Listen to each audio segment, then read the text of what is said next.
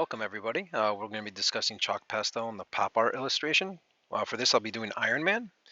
Here's the materials and preparation we'll need to get started. What we need to do is we need a reference photo, some scrap paper, some test papers to practice on, and of course some pastels. Step one, we're going to test colors. So we're going to look at those challenging colors that you're going to have to mix. For my Iron Man, I have to create an orangey warm red. So I'm going to start with a base of red, add a little orange to it, mix it up, see how I feel about that. I feel like I need a little bit more oranginess to it, so adding a little bit of yellow gives me more of that look I want. For the inside of the helmet, that gold color, I'm going to add a little bit of brown to yellow to give it a little bit of a bronzeness to it, and mix a little yellow back into it. That looks pretty good. For some of the lighter yellow areas, I can add some white into it. Could also be a touch of orange at times. For the purplish area that has some magenta, I'm going to add a base of white, then some purple, mix it, and I'm going to add a touch of red to give me a little bit of a red violet, and that looks pretty good. Work on this till you find those colors you really need. I also can practice some outline work with my pencil and try blending it in for some soft airbrush-like effects. Step two, I'm going to work on the base colors. This is the most important step to begin with. We got to put down base layers. So there's a lot of reddish orange in my piece, so I'm going to start with that around the helmet. You'll notice I'm coming in pretty loosely and expressively with the material, but I can also use the edge of the stick to create more line work. I'm also going to interact some orange with the reds now, and I can start doing some soft blending at this time. It takes a couple layers of pastel to get some decent blending going, so if you try to blend right off the bat after you put a layer or two, it's probably still going to appear scratchy. So blocking in or adding the first layer is just that. It's about layering down the basic colors you need first, and blending will follow later. So here I'm working out most of my areas of red of similar colors and putting that down and building that up. There I'm laying some purple down, interacting some red with it. As I blend into them, you'll see it looks kind of scratchy, and that's normal for the first layer. Buff in a little bit of white and extra red in there, getting some more blends. So if you take a look at your drawings, think about what are the big colors in it. You can start off with those. I wouldn't start off with anything too dark like a black. Might want to avoid those to get started. You probably want to start with some of your lighter colors. I'm also testing out a little bit of some charcoal pencil work here in that corner to test out in the area. Definitely clean your hands. One important thing is, like, when you're going in between colors, like we're putting this yellow down. Pretty smart thing for me to do is if I were to switch to a red or back to the yellow again, my hands are going to get pretty messy. Or if I go to purple then yellow, that can affect me blending. And I don't have enough fingers to try to blend with to keep everything clean. So frequent trips to washing your hands and drying them is going to be a good idea. I'm laying down some yellow on the face there, adding some white. Now I'm working on the chin area of Iron Man's outfit. Again, continuing my base layers, building the areas up.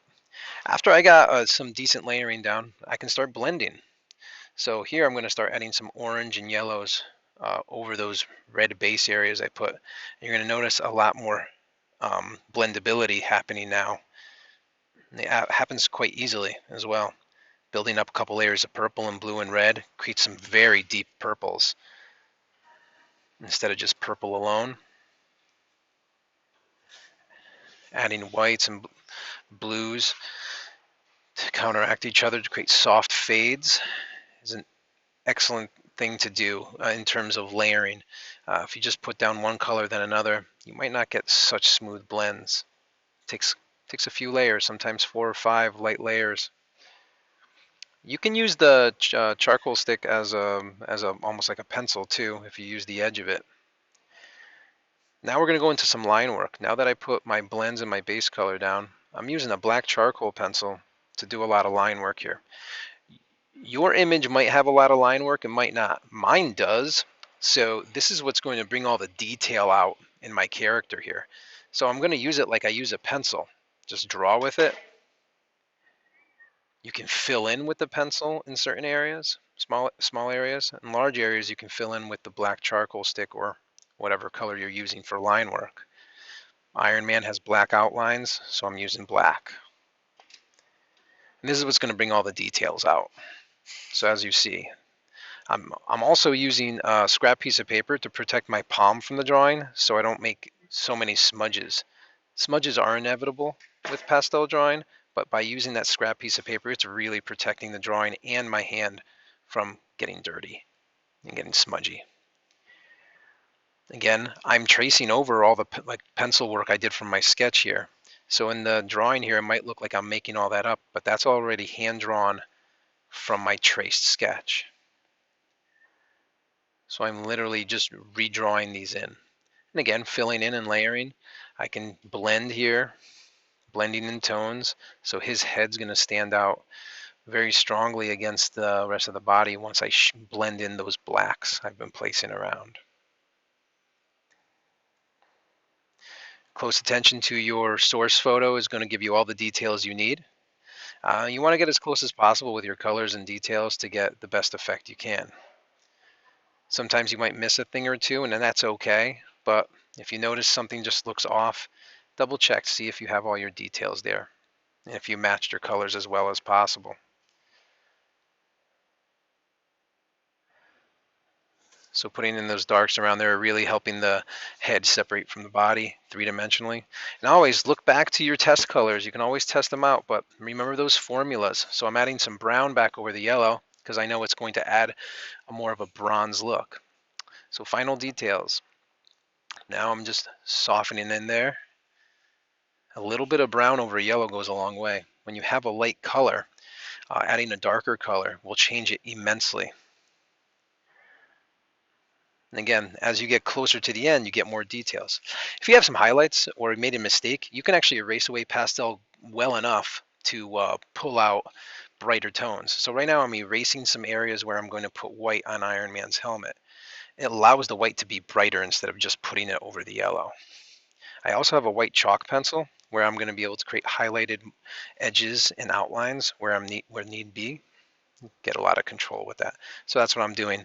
I'm now going to go around the whole drawing and take a look for all highlights. So you might see me erasing and adding highlighted shapes, reflective shapes on his metal suit.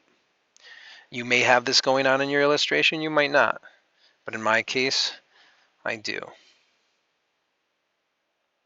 Okay, the final outcome with the background, I put a loose expressive background to create space, is this right here. I can always go in and add some more details later on.